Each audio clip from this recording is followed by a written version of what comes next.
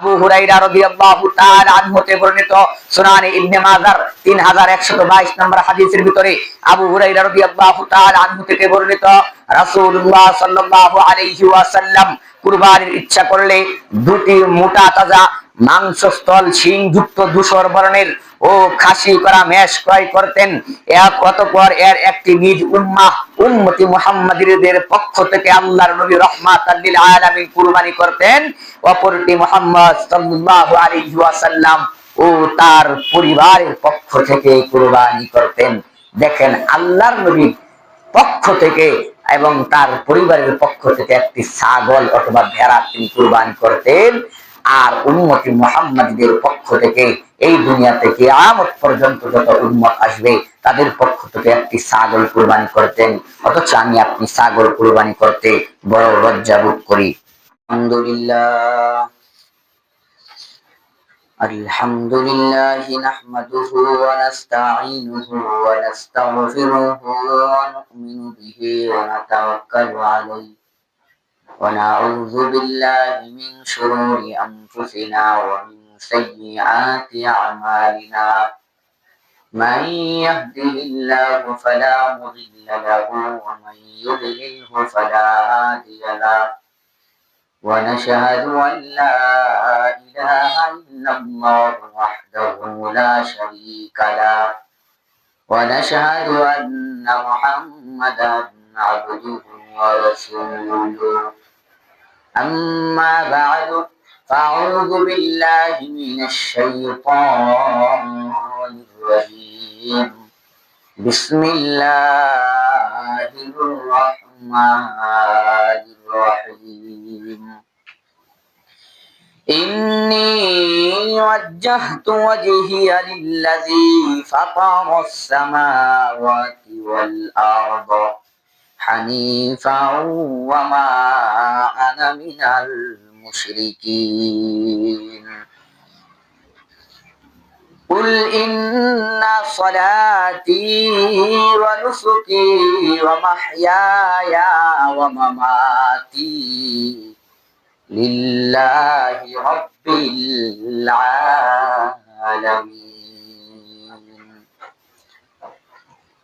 الآخر الآية. عن علي قال أمرنا رسول الله صلى الله عليه وسلم أن نستشرف العين والأذن.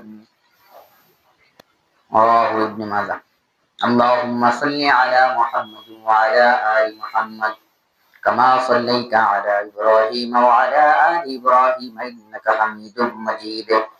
اللهم بارك على محمد وعلى آل محمد كما باركت على إبراهيم وعلى آل إبراهيم إنك حميد مجيد.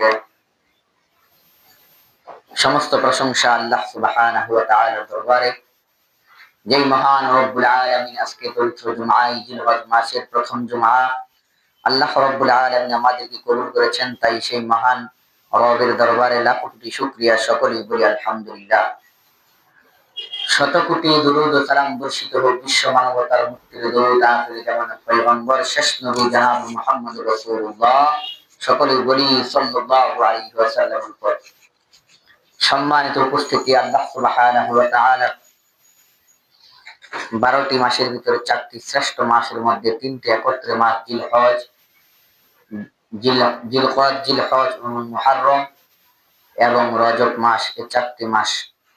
তো আল্লাহ রাব্বুল আলামিন এই জিলহজ মাসে বান্দাদের জন্য, উম্মতি মুহাম্মাদীদের জন্য কয়েকটি বিধান, কয়েকটি করণীয়, কয়েকটি নিয়ম কানুন করে দিয়েছেন, যার মাধ্যমে রব্বুল আলামিন বান্দাদের গুনাহগুলো ক্ষমা করিয়ে দিয়ে তাদেরকে জান্নাতের মেহমান হিসেবে কবুল করেন।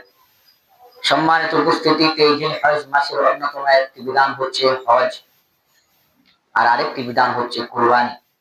আমরা যারা হজ্জে যেতে পারি নাই, তাদের তো আর হজ নেই, তবে বাংলাদেশে তাদের জন্য, যারা আমরা মক্কা মদিনার বাইরে আছি, তাদের জন্য বিধান হচ্ছে কুরবানি আর আরাফার দিনে সিয়াম রাখা।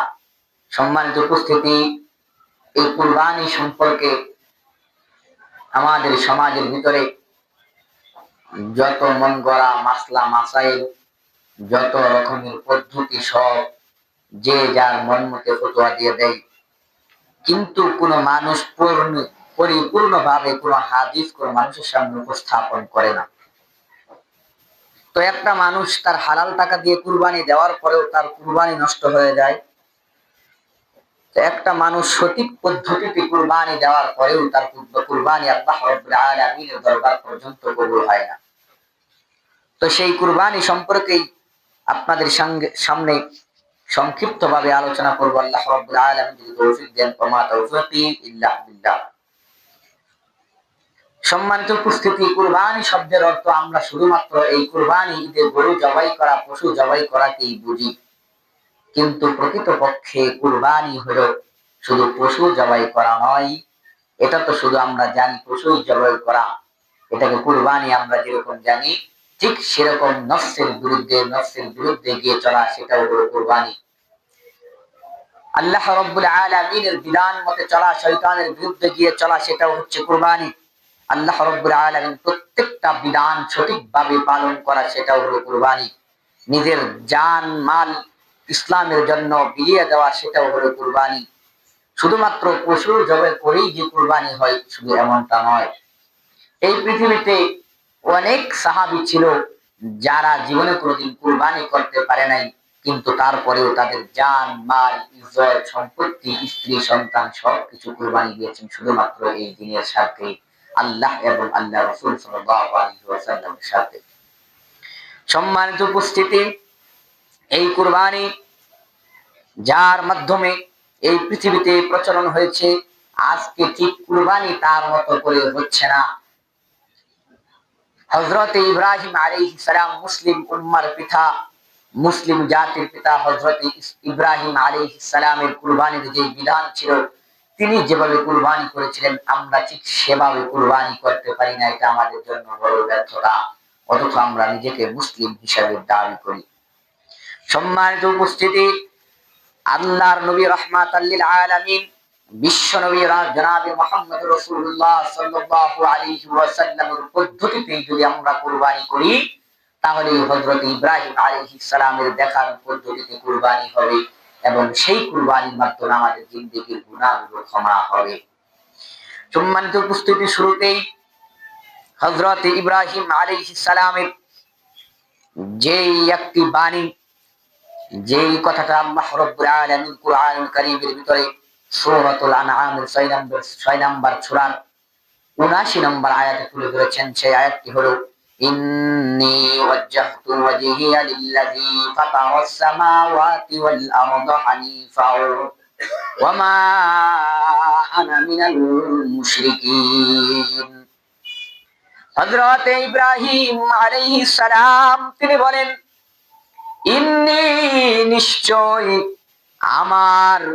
নিশ্চয় আমি নির্দিষ্ট করেছি আমার চেহারা একনিষ্ঠভাবে তার জন্য যিনি আসমান ও জমিন সমূহ সৃষ্টি করেছেন, আর আমি মুশরিকদের অন্তর্ভুক্ত নয়। হযরত ইব্রাহিম আলাইহিস সালাম মুসলিম জাতির পিতা, যদি হযরত ইব্রাহিম আলাইহিস সালামের দেখানো পদ্ধতিতে আমি আপনি চলি, তাহলে আমি আপনি কখনো মুশরিক থাকতে পারি না। আর যদি মুশরিক থেকে কুরবানি করি, সেই কুরবানি কোনোভাবেই আল্লাহ রাব্বুল আলামিনের দরবারে কবুল হবে না। তো এখানে হযরত ইব্রাহিম আলাইহিস সালাম কি জন্য বললেন যে নিশ্চয়ই আমার চেহারা আমার মুখ আমি তার দিকে ফিরাচ্ছি যিনি আকাশ মণ্ডলী ও পৃথিবী সৃষ্টি করেছেন? এটা কি জন্য বললেন?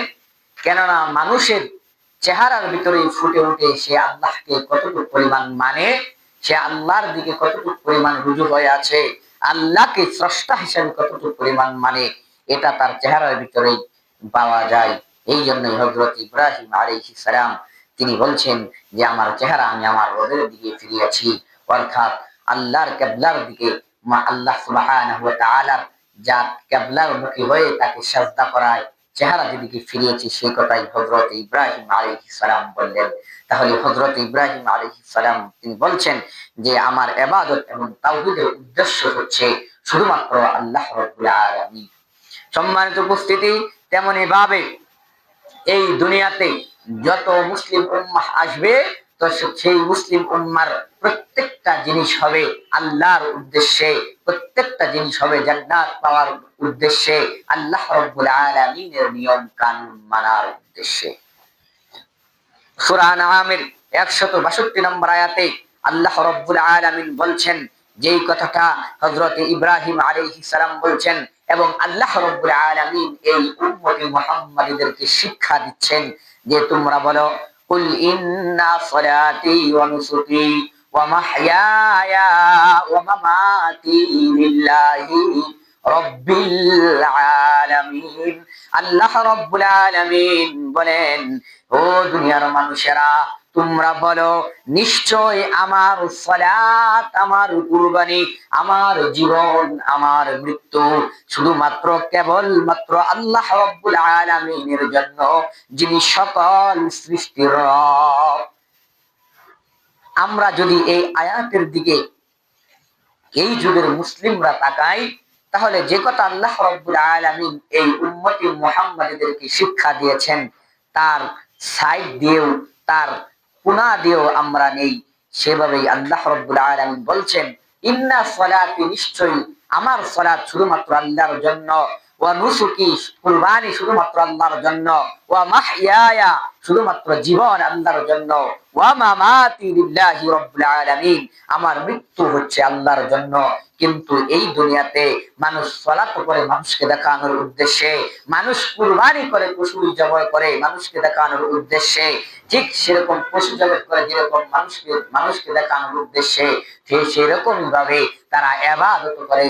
যেই জীবনকে কুরবানির কথা বলা হয়েছে, সেই জীবনটাকে কুরবানি করে মানুষকে দেখানোর উদ্দেশ্যে, তারা বাঁচে মানুষকে দেখানোর উদ্দেশ্যে। এবং এই দুনিয়াতে উম্মতি মুহাম্মাদী যুগের অধিকাংশ উম্মতি মুহাম্মাদী তারা মৃত্যু বরণ করে মানুষদেরকে দেখানোর উদ্দেশ্যে। সম্মানিত উপস্থিতি, এখন প্রশ্ন আসতে পারে, কেমন করে মৃত্যুবরণ করে মানুষকে দেখানোর উদ্দেশ্যে? দেখেন, অনেক মানুষ যেভাবে আল্লাহর নবী রাহমাতাল লিল আলামিনের জামানায় যুদ্ধ করতে করতে করতে করতে সে অসংখ্য কাফির মুশরিকদের মারলেন, মারার পর জাহান্নামের সার্টিফিকেট দিলেন, অতঃপর সে নিজেও মৃত্যুবরণ করলেন। সেই মৃত্যুবরণ করার কারণে সাহাবারা বলছেন যে এই সাহাবী জান্নাতি, কতই না সৌভাগ্যবান। তখন আল্লাহর নবী রাহমাতাল লিল আলামিন বলেন, না না, তোমরা যেটা বলতেছো আর তোমরা যা ভাবতেছো সেটা সত্যিকার অর্থে সে জান্নাতি নয়, বরং সে জাহান্নামী। কি জন্য? তার মনের ভিতরে এটাই ছিল যে দুনিয়ার মানুষ তাকে শহীদ বলবে, এই জন্যই সে এই যুদ্ধের ময়দানে শহীদ হয়েছে। সেরকম ভাবে এই দুনিয়ার অধিক যুবক সমাজ, নারী সমাজ, অনেক মানুষ আত্মহত্যা করে গার্লফ্রেন্ড বয়ফ্রেন্ডের জন্য, সেটাও সেই রবের জন্য হয় না, সেই মানুষকে দেখানোর উদ্দেশ্য হয়। অথচ আল্লাহ রাব্বুল আলামিন বলছেন যে আমার সালাত, আমার কুরবানি, আমার জীবন, আমার মরণ শুধুমাত্র কেবলমাত্র আল্লাহ রাব্বুল আলামিনের জন্যই হবে। যে রব্বুল আলামিন আমাকে সৃষ্টি করেছেন, এই দুনিয়াতে যত কিছু আছে সব কিছু সৃষ্টি করেছেন। কিন্তু আজকের মানুষ ভিন্ন রকম। আজকের মানুষের কুরবানি, অধিকাংশ কুরবানি হয় শুধুমাত্র লোক দেখানোর উদ্দেশ্যে। সম্মানিত উপস্থিতি, কুরবানির পশু কেমন হবে, কুরবানি 7 ভাগে কেমন করে করবেন, কুরবানি 7 ভাগে কখন কোন সময় জায়েজ, সে করবেন কুরবানি কোন সময় করলে 7 ভাবে 7 জনে কুরবানি করতে পারবেন একসাথে, সে কথা আল্লাহ রাব্বুল আলামিন, আল্লাহর নবী রাহমাতাল লিল আলামিন বলছেন। এবং একা কুরবানি করার গুরুত্ব, সেটাও আল্লাহর নবী রাহমাতাল লিল আলামিন উম্মতি মুহাম্মাদীদেরকে বলছেন। কুরবানির পশু কেমন হবে, সেটাও আল্লাহর নবী রাহমাতাল লিল আলামিন বলছেন। কুরবানির পশুর দিকে পরে যাই, আগে যদি আমি বলি যে 7 ভাগে কুরবানি কেমন করে হবে, যে আপনাকে বলি, দেখেন আল্লাহর নবী রাহমাতাল লিল আলামিনের হাদিস অনুযায়ী আমি যতটুকু জানি এবং আমি যতটুকু জেনেছি, যতটুকু আমার জানার ভিতরে, হয়তো বা মানুষ আরো বেশি জানে, আমার জ্ঞানের ভিতরে আমি যতটুকু পেয়েছি হাদিসের ভিতরে, তার ভিতরে 7 পরিবারে একটা গরুতে এবং 10 পরিবারে একটা উটে কুরবানি কোনোভাবেই সম্ভব নয়। যদি সেটা আমি ফতোয়া দেই তাহলে হাদিসের বিরুদ্ধে। আমি যদি গিয়ে বলি যে 7 পরিবারে একটা গরুতে কুরবানি দেন, তাহলে সেটা হবে হাদিসের বিরুদ্ধে গিয়ে কথা, তাহলে আমার মন ধরা কথা। যদি কোনো হুজুর বলে তাহলে সেটাও তার মন ভরার কথা। যদি সে কোনো জায়গায় পেয়ে থাকে তাহলে সেটা ভিন্ন কথা, কিন্তু আমি যতটুকু পেয়েছি ততটুকু আমি আপনাদেরকে বলছি। যে হাদিসটা ইবনে আব্বাস রাদিয়াল্লাহু তাআলা আনহু বর্ণনা করছেন, হাদিসটি এসেছে আত-তিরমিজির 1501 নম্বর হাদিস। হাদিসের মানগুলো মনে রাখবেন, হাদিসের দলিলগুলো মনে রাখবেন। আপনাকে আমার নিজের মন গড়া কথা আপনাকে বলার জন্য এখানে আল্লাহ রাব্বুল আলামিনের দ্বীনের দায়ী আল্লাহ পাক বানাই নাই। দায়ী হলো এক জিনিস, আরেকটা হলো চাকরি এক জিনিস। আপনি যদি আমাকে চাকর হিসাবে দেখেন তাহলে আমার কথা আপনার কাছে চাকরের মতোই হবে। আর যদি আপনি মনে করেন দায়ী ইলাল্লাহ শুধুমাত্র আল্লাহর জন্য কথা বলা, তাহলে আমার কথা সেভাবেই হবে যেভাবে আল্লাহর এবং আল্লাহর নবী রাহমাতাল লিল আলামিন কুরআন এবং হাদিসের ভিতরে বলেছে। আপনি আমার কথায় খুশিও হতে পারেন, আপনি আমার কথায় নারাজ হতে পারেন, সেটা ভিন্ন কথা। যেই মানুষ নিজেকে দাঈ ইলাল্লাহ মনে করবে ওই মানুষ কোনোদিন কোরআন এবং হাদিসের বাহিরে গিয়ে কোনো কথা বলবে না, নিজের মন গড়া কোনো কথা বলবে না। আর যে ব্যক্তি মনে করবে দাঈ মুসল্লি, যদি মনে করে যে আমি মুসল্লিদের দায়ী, আমি পাড়ার মহল্লার মুসল্লিদের দায়ী, তাহলে তার কথা সেই রকম মুসল্লিদের পক্ষেই যাবে। কেননা এই সমাজের অধিকাংশ মানুষই, এই সমাজের অধিকাংশ মানুষই বর্তমান সময়ে মুসলিমদের অধিকাংশ মানুষই 90% মুসলমানই বর্তমানে নিজেদের মন গড়াই চলে, কোরআন এবং হাদিসের বাহিরে গিয়ে চলে। হাদিসটি বর্ণনা করেছেন ইবনে আব্বাস রাদিয়াল্লাহু তাআলা আনহু হতে বর্ণিত। তিনি বলেন, এক ভ্রমণে আমরা কোন এক সফরে আমরা রাসূলুল্লাহ সাল্লাল্লাহু আলাইহি ওয়াসাল্লাম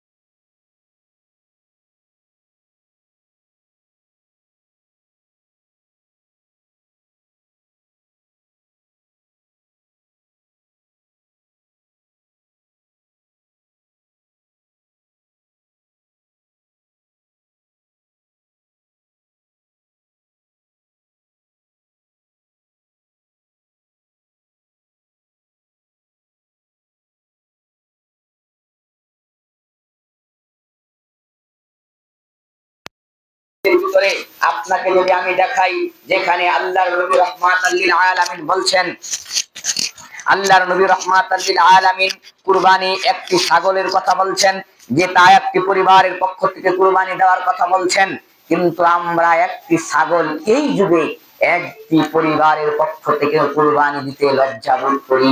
এর মানে বোঝা যাচ্ছে আমরা প্রকৃতপক্ষে আল্লাহর জন্য কুরবানি দিচ্ছি না। কেননা ছাগলের মাংস কিছুটা গন্ধ বলে, এই জন্য আমরা গরুটাকে যেভাবে হোক শিয়ার হওয়ার চেষ্টা করি, অথচ আল্লাহর নবী রাহমাতাল লিল আলামিন সেই বিধানটা সফরের হালতেই ছিল। সম্মানিত উপস্থিতি, আমি আপনাকে সাতভাবে কুরবানির বিধান কোথায় আছে সেটা আমি তো আর জানি না। আপনাকে শুধুমাত্র সাত জনের কথা বলছি যে হাদিসগুলো তাও সফরে ছিল। সম্মানিত উপস্থিতি, যে হাদিসগুলো সফরে ছিল, এই হাদিসগুলো আজকে আমার আপনার সমাজে পরিবারের মধ্যে চলে আসবে কেমন করে, সেটাই আমি আপনাকে বোঝানোর চেষ্টা করছি। আবু হুরায়রা রাদিয়াল্লাহু তাআলা আনহু হতে বর্ণিত সুনানে ইবনে মাজার 3122 নম্বর হাদিসের ভিতরে আবু হুরায়রা রাদিয়াল্লাহু তাআলা আনহু থেকে বর্ণিত, রাসূলুল্লাহ সাল্লাল্লাহু আলাইহি ওয়াসাল্লাম কুরবানির ইচ্ছা করলে দুটি মোটা তাজা মাংসস্থল শিংযুক্ত ধূসর বর্ণের ও খাসি করা মেষ ক্রয় করতেন। অতঃপর এর একটি নিজ উম্মতি মুহাম্মাদীদের পক্ষ থেকে আল্লাহর নবী রাহমাতাল লিল আলামিন কুরবানি করতেন, অপরটি মুহাম্মদ সাল্লাল্লাহু আলাইহি ওয়াসাল্লাম ও তার পরিবারের পক্ষ থেকে কুরবানি করতেন। দেখেন, আল্লাহর নবীর পক্ষ থেকে এবং তার পরিবারের পক্ষ থেকে একটি ছাগল অথবা ভেড়া তিনি কুরবানি করতেন, আর উম্মতি মুহাম্মাদীদের পক্ষ থেকে এই দুনিয়াতে কিয়ামত পর্যন্ত যত উম্মত আসবে তাদের পক্ষ থেকে একটি ছাগল কুরবানি করতেন। অথচ আমি আপনি ছাগল কুরবানি করতে বড় লজ্জা বোধ করি। আহমদ 25,315 নম্বর হাদিস, 25,358 নম্বর হাদিস, এই হাদিসগুলো আপনারা স্পষ্ট ভাবে পেয়ে যাবেন। বিন্দু পরিমাণ এদিক সেদিক করছি না, যেভাবে আছে সেভাবেই আমি আপনাকে শুধুমাত্র পড়ে শোনাচ্ছি। হাদিসটি এসেছে সুনানে ইবনে মাজাহ 3125 নম্বর হাদিসের ভিতরে। মিখনাফ মিন সুলাইম রাদিয়াল্লাহু তাআলা আনহু হতে বর্ণিত, তিনি বলেন, আমরা আরাফার ময়দানে মহানবী সাল্লাল্লাহু আলাইহি ওয়াসাল্লাম এর নিকট অবস্থানরত ছিলাম। তখন তিনি বললেন, হে জনগণ, প্রতিটি পরিবারের পক্ষ থেকে প্রতি বছর একটি কুরবানি ও একটি আতিরা রয়েছে। তোমরা কি জানো আতিরা কি? তা হলো যাকে তোমরা রাজা বিয়া বলো। সম্মানিত উপস্থিতি, স্পষ্ট হাদিস থেকে এটাই জানা যাচ্ছে যে আল্লাহর নবী প্রত্যেকটা পরিবারের পক্ষ থেকে একটি করে কুরবানির কথা বললেন, প্রত্যেকটা পরিবারের পক্ষ থেকে একটি করে কুরবানির কথা বললেন। তাহলে একটি কুরবানি কেমন করে 7 পরিবারের পক্ষ থেকে হয়? আমি আপনার কাছে প্রশ্ন রেখে গেলাম। হাদিস এসেছে তিরমিজির 1518 নম্বর হাদিস, নাসাইর 4224 নম্বর হাদিস, আবু দাউদের 2788 নম্বর হাদিস, আহমদের 17432 নম্বর হাদিস, সহিহ আবু দাউদের 2487 নম্বর হাদিস। সম্মানিত উপস্থিতি, এই হাদিসগুলো আপনাকে নিজ দায়িত্বে দেখিয়ে নেওয়ার অনুরোধ করা হলো। যদি আপনি কুরবানি শুধুমাত্র লিল্লাহি আল্লাহর জন্য দেওয়ার জন্য প্রস্তুতি গ্রহণ করে থাকেন, তাহলে অবশ্যই হাদিসগুলো আপনি দেখে তারপর বুঝে শুনে কুরবানি করবেন। এটাই হচ্ছে আমার কথা। আর যদি মনে করেন একা কুরবানি দিলে ছাগল, যদি একা কুরবানি দেই কোনো ভেড়া বকরি, তাহলে তার মাংস গন্ধ বলে, এই জন্য মাংস খাওয়া যায় না, অতএব আমাকে গরুকে হাজা হয়ে কুরবানি দিতে হবে। তাহলে আমি আপনাকে বললাম, সেই কুরবানি আপনি শুধুমাত্র মাংস খাওয়ার জন্য দিচ্ছেন। এখন পর্যন্ত যেই কয়টা হাদিস পড়লাম, কোন হাদিসের ভিতরে কি বলেন আপনারা পেয়েছেন পরিবারের কথা? এক গরুতে 7 পরিবারের কথা কোন হাদিসের ভিতরে কি পেয়েছেন? সম্মানিত উপস্থিতি, ইবনে আব্বাস রাদিয়াল্লাহু তাআলা আনহু হতে বর্ণিত, তিনি বলেন, আমরা এক সফরে রাসূল সাল্লাল্লাহু আলাইহি ওয়াসাল্লামের সাথে ছিলাম। ইতিমধ্যে কুরবানি ঈদ এসে গেল। এর সাথে আমরা একটি উট 10 জনে এবং একটি গরুতে 7 জনে শরীক হয়ে কুরবানি করলাম। সুনানে ইবনে মাজাহ 3131 নম্বর হাদিস, তিরমিজির 905 নম্বর হাদিস, নাসাইর 4392 নম্বর হাদিস, মিশকাতের 1469 নম্বর হাদিস, সম্মানিত উপস্থিতি, প্রত্যেকটা হাদিসের রেফারেন্স আপনার সামনে আমি পেশ করছি। তারপরে যদি আপনি কোনো হুজুরের যুক্তিতে, কোনো হাদিসের বিদ্যা বুদ্ধিতে যদি আপনি হুজুরের কোনো মধুর কথাই যদি আপনি বলে যান, তাহলে সরাসরি আপনি হাদিসকে পরিত্যাগ করলেন। হাদিসের বিরুদ্ধে গিয়ে আপনি যতই কুরবানি করেন, সেই কুরবানি আল্লাহ রাব্বুল আলামিনের দরবার পর্যন্ত কবুল হবে না, শুধুমাত্র তা মাংস খাওয়ার উদ্দেশ্যেই হবে। সম্মানিত উপস্থিতি, সুনানে ইবনে মাজাহ 3133 নম্বর হাদিসের ভিতরে যেটা পাওয়া যায়, আবু হুরায়রা রাদিয়াল্লাহু তাআলা আনহু বলেন, তিনি বলেন, বিদায় হজ্জে রাসূল সাল্লাল্লাহু আলাইহি ওয়াসাল্লাম এর যে সকল স্ত্রী উমরা অর্থাৎ তামাত্তু হজ করেন, তিনি তাদের সকলের পক্ষ থেকে একটি গাভী কুরবানি করেন। বর্তমান সময়ে যেই হাদিসের ভিতরে আল্লাহর নবীর জামানায় আল্লাহর নবী বিশেষ করে তার পরিবারের পক্ষ থেকে যেই কুরবানি গুলো দিতেন, এই জামানায় আমরা সেই কুরবানি গুলো করতে লজ্জা বোধ করি। অর্থাৎ এই জামানায় দেখবেন কোন মানুষ যদি গাভী কুরবানি দেয়, তাহলে সে নিজেকে ছোট মনে করে, কেননা সে মানুষের সামনে কিভাবে কথা বলবে, এই উদ্দেশ্যে সে কম টাকা আছে, তার যতটুকু পরিমাণ সাধ্য আছে ততটুকু পরিমাণ সে কুরবানি করবে। কিন্তু সেটা না করে সে চিন্তা করে যদি গাভী কুরবানি দেই তাহলে মানুষ কি বলবে, এই কারণে সে গাভী ক্রয় করে না। সেভাবে যদি আমি ছাগল কিনে কুরবানি দেই তাহলে মানুষ কি বলবে, এই জন্য সে কুরবানি করে না। কেননা মানুষের পরিস্থিতি সব সময় এক থাকে না, ততএব আপনার কুরবানি এদিক সেদিক হতেই পারে। শুধুমাত্র আল্লাহর জন্য আপনাকে কুরবানি করতে হবে, তাহলে আপনি এর ফল আখিরাতে পাবেন, অন্যথায় পাবেন না, শুধুমাত্র মাংস খাবেন।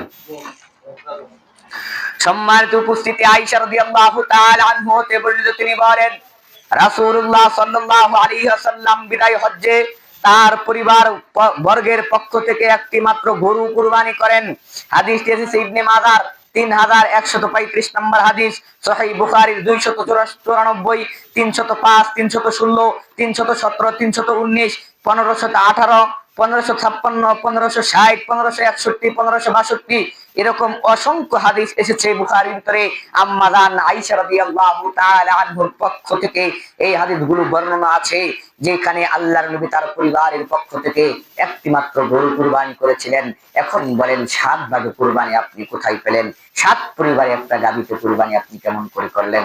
অথচ যে হাদিসটা সফরে থাকার কথা ছিল, সেই হাদিসটা কেমন করে আমার ঘরে ঢুকে গেল? যেই হাদিসটা যেখানেই চলে সেখানেই সেই হাদিসটা প্রয়োগ করতে হবে, অন্যথায় কোনো জায়গায় প্রয়োগ করা যাবে না। যেমন করে যদি আপনি সফর হালতে থাকেন, তাহলে আপনাকে সালাতে কসর করতে হবে, সালাতকে খাটো করে করতে হবে। এটা আপনি বাড়িতে বসে থেকে কখনো কসর করে সালাত আদায় করলে সেই সালাত হবে না। ঠিক তেমনি ভাবে কুরবানির যে 7 জনের বিধান, সেটা শুধুমাত্র সফরেই চলে, বাড়িতে চলে না। আপনি আপনার আত্মীয়তা রক্ষার্থে আপনার সাথে শরীক নিয়ে আপনি কুরবানি করবেন। আপনার কুরবানি নষ্ট করার উদ্দেশ্য হচ্ছে মানুষ, এভাবেই মানুষের কুরবানি নষ্ট করে। অতএব আপনার সমর্থ যদি একটা বেড়ার বাচ্চাও কুরবানি দেওয়ার সমর্থন থাকে, তাহলে আপনি একটা বেড়ার বাচ্চা কুরবানি দেন, তারপরেও শরীকে কুরবানি চলবে না। সম্মানিত উপস্থিতি, যে হাদিসগুলো আমি আপনাদের সামনে পেশ করলাম, এই হাদিসগুলো আপনাদের সকলের নিজ দায়িত্বে দেখে নেওয়ার জন্য সুবিনয় অনুরোধ থাকছে। আপনি নিজে দেখে নিবেন। ভাবতেও তো পারেন যে হুজুর মনে হয় নিজের মন গড়াই কোনো কথা বলছে। আল্লাহর কসম, যেই হাদিসগুলো চোখের সামনে আছে, সেই হাদিসগুলো যেভাবে আছে সেভাবে আপনার সামনে আমি বর্ণনা করেছি। এখন আপনি মানলে মানেন, না মানলে না মানেন, সেটা আপনার এখতিয়ার। সম্মানিত উপস্থিতি, যাই হোক, যেহেতু কুরবানি ঈদের পশু এই শুক্রবার, আগামী শুক্রবারের আগেই কিনা হয়ে যাবে, এই জন্যই আমি আপনাকে বললাম আপনি 7 ভাগে কুরবানি দিবেন। যেই কুরবানি 7 ভাগে কুরবানি যে দিবেন, সেই কুরবানি কি আপনার প্রকৃতপক্ষে সত্যিকার অর্থেই কবুল হবে কিনা আপনি একটা বার চিন্তা করেন। আল্লাহর নবী রাহমাতাল লিল আলামিন উম্মতি মুহাম্মাদীদের জন্য দিনকে অপূর্ণ রেখে গেছেন, এই ধারণা আপনাদের ভিতরে, মানুষের মনের ভিতরে এখনো আছে বিদায় মানুষ এখন হাদিসের দিকে তাকায় না। হুজুর যেভাবে ফতোয়া দেয়, যেই যুক্তিবিদ্যা দেয়, মানুষ সেভাবেই চলে। কেননা মানুষ মনে করে যে হুজুরের কাছে জ্ঞান রাসূল সাল্লাল্লাহু আলাইহি সাল্লামের থেকেও বেশি। হুজুর মনে হয় দিনকে পরিপূর্ণ করার দায়িত্ব রেখে দিয়েছেন। আল্লাহর কসম করে বলছি, বিদায় হজ্জের বাসরে রাসূল সাল্লাল্লাহু আলাইহি ওয়াসাল্লাম বলেছেন যে আজকে দিনকে পরিপূর্ণ করে গেলাম। এই দিনের মধ্যে এক বিন্দু পরিমাণও ঢুকানোর সুযোগ নাই, এক বিন্দু পরিমাণও ছাড়ার সুযোগ নাই। আল্লাহর নবী এই দিনকে উম্মতি মুহাম্মাদীদের জন্য পরিপূর্ণ করে রেখে গেছেন। অতএব আপনি আমি যতই যুক্তি দেই, ওই যুক্তি দিয়ে ইসলাম কখনো চলবে না। আপনাকে একটা কথা বলি, 7 ভাগে কুরবানি যদি আপনি দেন, সেই 7 ভাগে কুরবানির ভিতরে একজনের যদি হারাম টাকা থাকে, তাহলে 1 টাকা যদি হারাম থাকে, তাহলে সেই কুরবানি আপনার কবুল হবে না। আপনার কষ্টের টাকা যতই হালাল হোক না কেন, যেরকম করে করে যদি আপনার পাতিলের ভিতরে ঘি থাকে, দামি ঘি, আরেকজন যদি 1 ফোঁটা প্রস্রাব এনে সেই ঘির মধ্যে ঢেলে দেয়, তাহলে সেই যেভাবে আপনার পরিপূর্ণ 1 পাতিল ঘি নাপাক হয়ে যাবে, সেই ঘি আপনি খাবেন না, আপনি সেটা পুরোটুকুই ফেলে দিতে হবে। ঠিক সেরকম ভাবে কুরবানির ক্ষেত্রেও একটা মানুষের 1 টাকা হারাম থাকার কারণে, আপনার হালাল টাকায় মিশ্রণ হওয়ার কারণে আপনার কুরবানি সম্পূর্ণ বাতিল। শুধুমাত্র আপনি গোশত খেলেন, সেই গোশত খাওয়াতে আপনার দুনিয়াতে আপনি মনে করলেন লাভবান, কিন্তু প্রকৃতপক্ষে সেই কুরবানি আল্লাহর জন্য হয় নাই। সেই কুরবানি করার জন্য বিন্দু পরিমাণ নেকি আল্লাহ পাক আপনাকে দিবে না। সম্মানিত উপস্থিতি, তাহলে আপনি একবার চিন্তা করেন, রাসূল সাল্লাল্লাহু আলাইহি ওয়াসাল্লাম রাসূল সাল্লাল্লাহু আলাইহি ওয়াসাল্লাম কি এই জিনিসটা বুঝে নাই যে উম্মতে মুহাম্মাদী একটা সময় গরিব থাকবে, তারা একা কুরবানি দিতে পারবে না? এই চিন্তা যখন আল্লাহর নবী রাহমাতাল লিল আলামিন, এই চিন্তা আল্লাহর নবীর কি মাথায় ছিল না? এই চিন্তা কি আল্লাহর নবীর জ্ঞানে ছিল না? নাউযুবিল্লাহ। তাহলে তো আল্লাহর নবী আগেই বলে দিতেন যে তোমরা এক গরুতে 7 জনে কুরবানি দিও। সম্মানিত উপস্থিতি, যেখানে আল্লাহর নবী রাহমাতাল লিল আলামিনের জামানায় উট কুরবানি দেওয়ার ক্ষেত্রে যখন উট কিছুটা সংকটে পড়ে গেল, তখন রাসূল সাল্লাল্লাহু আলাইহি ওয়াসাল্লাম গরুকে কুরবানি করার নির্দেশ দিলেন। কিন্তু গরুর বিধান এক সময় আল্লাহর নবীর জামানায় ছিল না। আল্লাহর নবী যখন দেখলেন যে উট পরিপূর্ণভাবে সবাই পাচ্ছে না, তখন আল্লাহর নবী রাহমাতাল লিল আলামিন গরুকে কুরবানি করার নির্দেশ দিলেন। তাহলে আল্লাহর নবী কি এই জামানায় কথাই জানতেন না যে অনেক মানুষ কুরবানি গরু খাসির মাংস খেতে পারবে না, অনেক মানুষ গাভীর মাংস খেতে পারবে না? এই জন্য আল্লাহর নবীকে বলে দিতেন যে তোমরা 7 জন মিলে কুরবানি দিও, 7 পরিবারে মিলে একটা গরুতে কুরবানি দিও। এই কথা আল্লাহর নবী কি জন্য অপূর্ণ রেখে গেলেন? এই জন্যই আল্লাহর নবী ভালো করেই জানতেন যে সবাই হালাল টাকা খায় না। সম্মানিত উপস্থিতি, আপনি আমার কথায় কষ্ট পেতে পারেন। আপনি যদি পরিপূর্ণ মাংসের জন্য কুরবানি দিয়ে থাকেন, শুধুমাত্র মাংস খাওয়ার উদ্দেশ্যে যদি আপনার কুরবানি হয়ে থাকে, তাহলে আপনি 7 জনে কেন, এক গরুতে 10 জনে মিলেও কুরবানি দিতে পারেন। সম্মানিত উপস্থিতি, আপনি একটা শরীকানা কুরবানি করার জন্য নিম্নে আপনাকে 20 থেকে 30 হাজার টাকা দিতে হবে। তাহলে এত টাকা যদি আপনি দিয়ে কুরবানি দিতে পারেন, গরুতে শরীক হতে পারেন, তাহলে 30 হাজার টাকা দিয়ে ভালো 2টা খাসি কুরবানি করা যেত। আপনি খাসি কুরবানি না করে আপনি হাদা হয়ে কুরবানি দিচ্ছেন। এর মানে হচ্ছে আপনি মাংস খাওয়ার উদ্দেশ্য স্পষ্ট দেখা যাচ্ছে।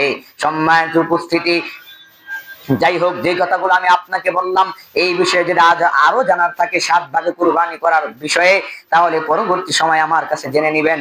কোন হুজুরের বিরুদ্ধে যদি যাই, কোন হুজুর তো অনেক পেট মোটা, হুজুর তো অনেক উঁচা লম্বা মোটা দাদা মানুষ, তার কথাই দেমাগ থাকতে পারে, তাহলে আমি আপনাকে হাদিসের রেফারেন্স গুলো লিখে দিব। আপনি ওই হুজুরকে জিজ্ঞাসা করবেন যে এই হাদিসগুলো সত্যিকার অর্থে কি হাদিসের ভিতরে আছে কিনা, না ওই হুজুর বানিয়ে বানিয়ে বলবো। শুধুমাত্র এটা জিজ্ঞেস করবেন, কোন যুক্তিবিদ্যা আপনি তার কাছ থেকে নিবেন না। যদি আপনি যুক্তি নিতে যান, আপনি যদি বুদ্ধি নিতে চান, তাহলে এই হাদিসকে অসংখ্য বুদ্ধির নিচে রেখে দিয়ে, অসংখ্য হাদিসকে বুদ্ধির নিচে রেখে দিয়ে দামাচাপা দেওয়া যায়। কিন্তু হাদিসের ক্ষেত্রে এই দামাচাপা চলে না, যেভাবে আছে সেভাবেই আপনাকে মানতে হবে।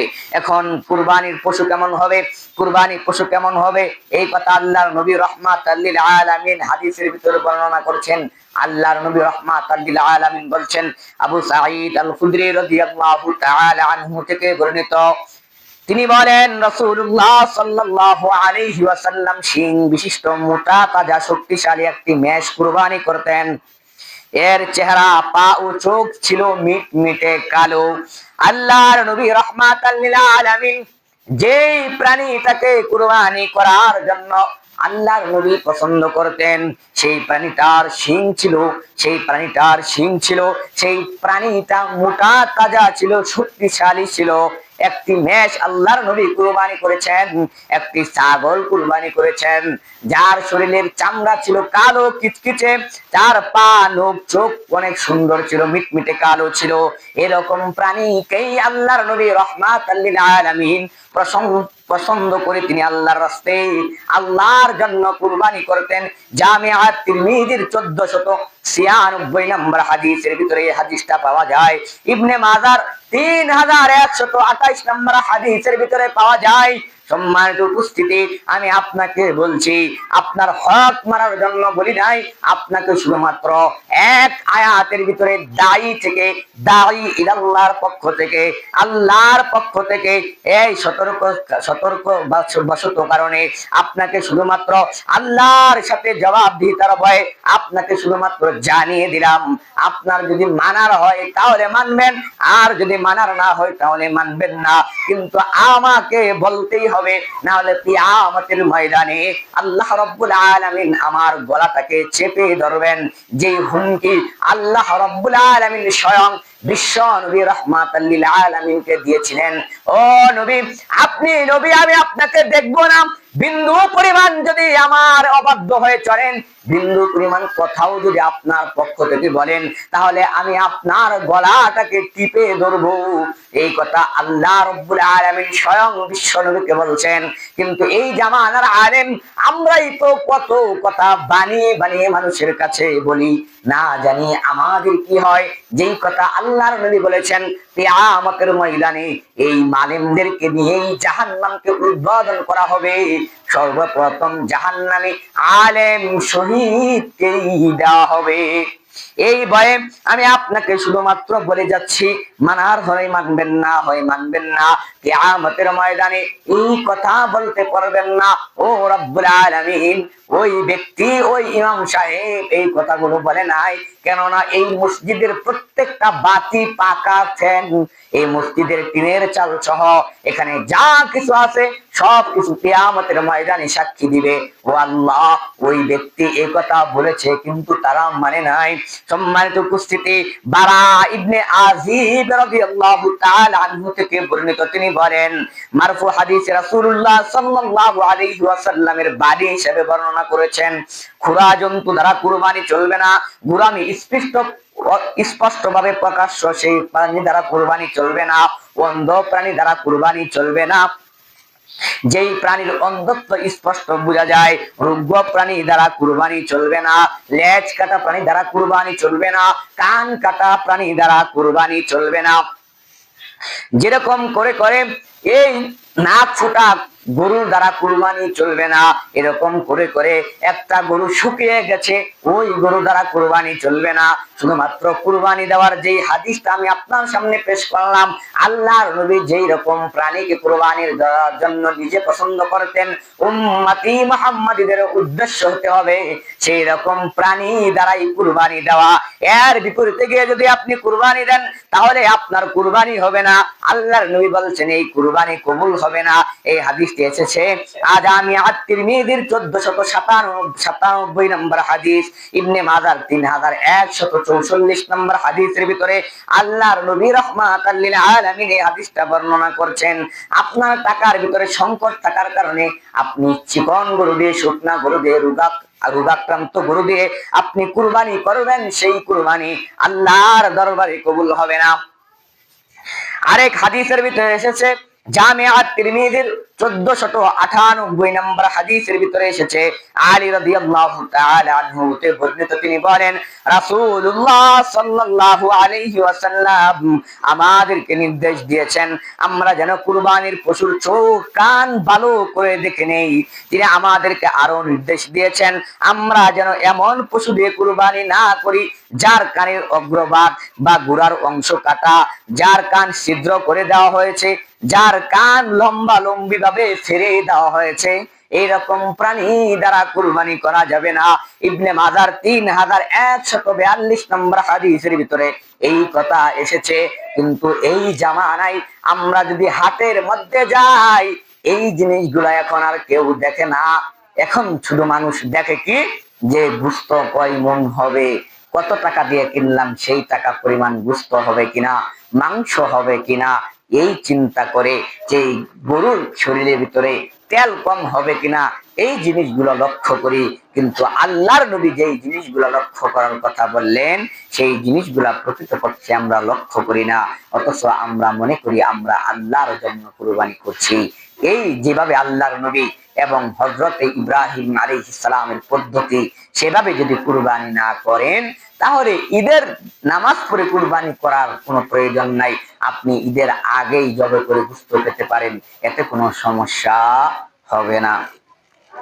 সম্মানিত উপস্থিতি, এরকম করে আল্লাহর নবী রাহমাতাল লিল আলামিন প্রত্যেকটা বিধান উম্মতে মুহাম্মাদীদের জন্য স্পষ্টভাবে বর্ণনা করেছেন। কিন্তু উম্মতে মুহাম্মাদী স্পষ্টভাবে শুনতে পছন্দ করে না। উম্মতে মুহাম্মাদী সোজাভাবে শুনতে পছন্দ করে না, ঘুরিয়ে পেঁচিয়ে বলতে উম্মতে মুহাম্মাদী ভালোবাসে। এই যুগের উম্মতে মুহাম্মাদী সেটাই চায়। তাহলে আমি আপনাকে বলছিলাম, যদি আপনি লিল্লাহি আল্লাহর জন্য যদি কুরবানি করতে চান, যদি মনে করেন এই কুরবানি শুধুমাত্র আল্লাহ রাব্বুল আলামিনের জন্যই হবে, তাহলে কুরবানি গিয়ে আপনি গোশত দেখতে পারবেন না। আপনাকে দেখতে হবে মোটা তাজা।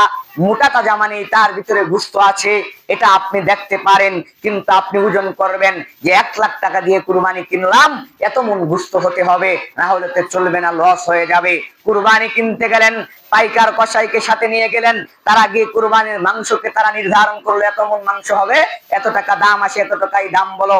এই কুরবানি আল্লাহর জন্য হচ্ছে না, সেটা হচ্ছে মাংসর জন্য। যেভাবে কুরবানি কসাই যেভাবে গরু কিনে, আপনিও যদি সেভাবে গরু কিনেন, তাহলে সেই গরুর ভিতরে আর সেই কসাইয়ের জবাইকৃত গরুর ভিতরে পার্থক্য কি একটা বার চিন্তা করেন। তাহলে আপনাকে গরু কেনার জন্য যদি যেতেই হয়, আপনি যদি গরু কিনতেই যান, তাহলে আপনাকে লক্ষ্য করতে হবে মোটা তাজা, আপনাকে লক্ষ্য করতে হবে কান কাটা আছে কিনা, আপনাকে লক্ষ্য করতে হবে লেজ কাটা আছে কিনা, আপনাকে লক্ষ্য করতে হবে এই গরুর ভিতরে কোনো দুর্বলতা আছে কিনা, কোনো অসুস্থতা আছে কিনা। এই সমস্ত জিনিসগুলো দেখে তারপর আপনাকে কুরবানির পশুকে ক্রয় করতে হবে। তারপর আপনি আল্লাহর জন্য কুরবানি করবেন। সেই কুরবানি শুধুমাত্র আল্লাহর দরবারে কবুল হবে, অন্যথায় সেই কুরবানি আল্লাহর দরবারে কবুল হবে না। সম্মানিত উপস্থিতি, এখন আসা যাক আল্লাহর নবী রাহমাতাল লিল আলামিনের যেই সমস্ত কুরবানি করতেন, সেই কুরবানি আল্লাহর নবী কেমন করে জবাই করতেন, সেই বিষয়ে সংক্ষিপ্তভাবে বলি। আগামী জুমায় এই বিষয়ে আলোচনা করা হবে। সম্মানিত উপস্থিতি, আল্লাহর নবী রাহমাতাল লিল আলামিন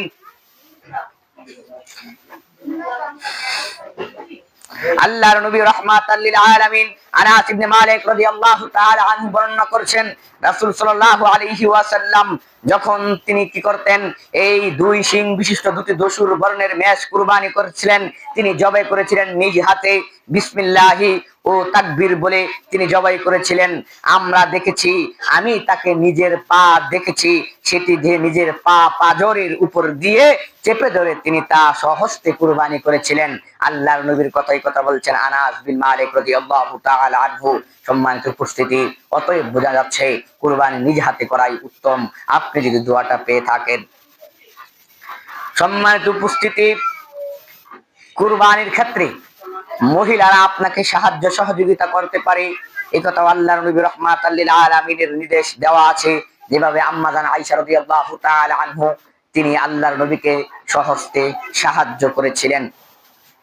কিন্তু এই জামানায় অনেক মানুষই বলে যে মহিলারা কুরবানির কোনো কিছু করতে পারবে না, কুরবানি গরুকে জবাই করতে পারবে না, মুরগি জবাই করতে পারবে না, ছাগল জবাই করতে পারবে না। একথা ভুল। সম্মানিত উপস্থিতি, সবকিছুই করতে পারবে। ইসলামের কোন বিধানে আল্লাহর নবী নারীকে যেখানে যেভাবে রাখার দরকার আল্লাহর নবী সেখানে সেভাবেই রেখেছেন। আমি আপনি যদি গারদারামি করে নিয়ে তাদেরকে অন্য স্থানে রাখি, তাহলে যেভাবে মুরগিকে যদি রাত্রের বেলা ছেড়ে রাখা হয়, যেভাবে শিয়াল টেনে নিয়ে যাবে, নারীদেরকে আল্লাহর নবী যেভাবে রাখতে বলেছেন এর বাহিরে গিয়ে যদি রাখি, তাহলে মানুষ নামের কুত্তা শিয়ালেরা ওই নারীকে নিয়ে তারা দর্শন করে ওই নারীকেও ছিঁড়ে ফিরে খেয়ে নেবে। সম্মানিত উপস্থিতি, আপনার সামনে যে হাদিসগুলো আমি বর্ণনা করলাম, এই হাদিসগুলো আপনাকে দেখার জন্য সুবিনয় অনুরোধ জানাচ্ছি। আপনি নিজ হাতে যাচাই বাছাই করবেন, তারপর মানবেন। যদি আপনি আল্লাহর রাস্তায় কুরবানি দিতে দেওয়ার জন্য প্রস্তুতি গ্রহণ করে থাকেন, আপনার সামর্থ্য থাকলে আপনি একটা কুরবানি করেন একটা ছাগল, আপনার সামর্থ্য থাকলে আপনি একটা গরু কুরবানি করেন একটা গরু, আপনার সামর্থ্য থাকলে একটা উট কুরবানি করেন, আপনার সামর্থ্য থাকলে 10টা উট কুরবানি করেন, 20টা গরু কুরবানি করেন, আপনার সামর্থ্য থাকলে 10টা খাসি কুরবানি করেন। তারপর আপনাকে কুরবানি করতে হবে শুধুমাত্র আল্লাহর জন্য। আপনাকে কোনোভাবেই 7 পরিবারে এক গরুতে কোনোভাবেই কুরবানি করা চলবে না। এক গরুতে 7 পরিবারে কোনোভাবেই কুরবানি করা চলবে না। যদি সফরের হাদিস আপনি মানতে চান, তাহলে অবশ্যই যদি আপনি চান যে এক গরুতে 7 জনে কুরবানি দিবেন, 7 জনে কুরবানি করতে পারেন, সফরের হাদিস যদি আপনি মানতে চান মানতে পারেন, কিন্তু আপনি কোনোভাবেই এক গরুতে 7 পরিবারে কুরবানি কোনোভাবেই চলবে না। সম্মানিত উপস্থিতি, অতএব আপনাকে শুধুমাত্র আল্লাহর জন্য কুরবানি করতে হবে। আপনাকে শুধুমাত্র কুরবানি যে করবেন, সেই কুরবানি করার উদ্দেশ্য এই নয় যে পশুকে জবাই করা, সেই কুরবানি করার উদ্দেশ্য এই নয় যে কুরবানি জবাই করা।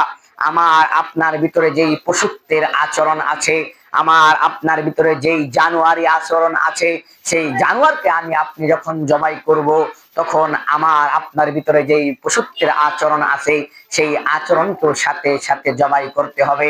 আমার আপনার যেখানে শয়তানের গোলামি করার অভ্যাসটা আছে, সেই শয়তানের বিরুদ্ধে লড়াই করে যুদ্ধ করতে হবে।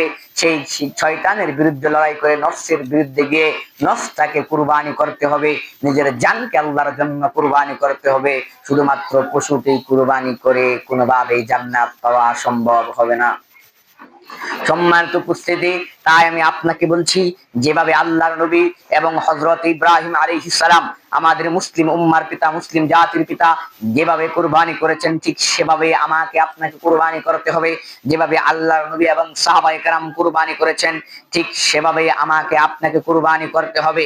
এর বিপরীতে গিয়ে, এর বাহিরে গিয়ে যদি আমি আপনি কুরবানি করি, তাহলে কোনোভাবেই সেই কুরবানি গ্রহণযোগ্য হবে না, শুধুমাত্র মাংস খাওয়ার উদ্দেশ্যই হবে।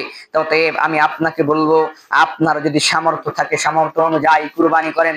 আপনার সামর্থ্য থাকলে একটি ছাগি কুরবানি করেন, আপনার সামর্থ্য থাকলে একটি খাসি কুরবানি করেন, আপনার সামর্থ্য থাকলে একটি গরু কুরবানি করেন আপনার পরিবারের পক্ষ থেকে।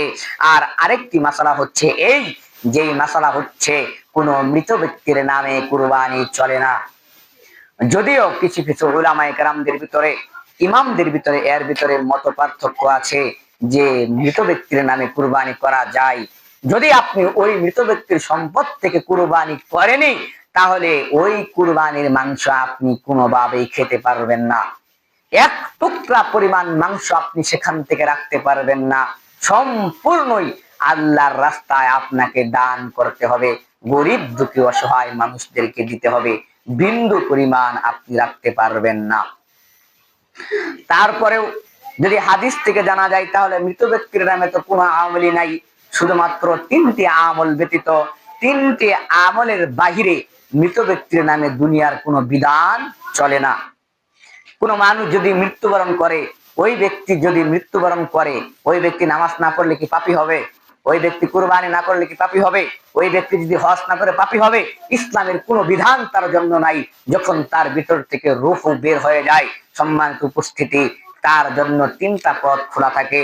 তার ভিতরে একটা হলো সদকায়ে জারিয়া, একটা হলো ভালো কাজ, নেক সন্তান, আরেকটা হলো মানুষের জন্য এমন বই পুস্তক তৈরি করে যাওয়া, যেই বই পুস্তকের মাধ্যমে মানুষ উপকৃত হয়। এই 3টা কাজ ব্যতীত অন্য কোন বিধান মৃত ব্যক্তির নামে চলে না। তাহলে আপনি কোন যুক্তিতে, কোন বিদ্যাতে, কোন বুদ্ধিতে মৃত ব্যক্তির নামে আপনি কুরবানি করালেন, কোরআন তেলাওয়াত করলেন, আর আমি বললাম যে আমার নেকি মৃত ব্যক্তিকে দিয়ে দিলাম, এই নেকি কি সে কোনোদিন পাবে? কোরআন কি শুধুমাত্র আমাকে আপনাকে নেকি দেওয়ার জন্য দুনিয়াতে এসেছে? কোরআন কি আমি আপনি আলিফ লাম মিম পড়বো, এখানে 30টা নেকি দেওয়া হবে, এই নেকির জন্য কি কোরআন দুনিয়াতে এসেছে? আপনার কি মনে হয় এরকম? তাহলে অনেক ইহুদি নাসারা খ্রিস্টান আছে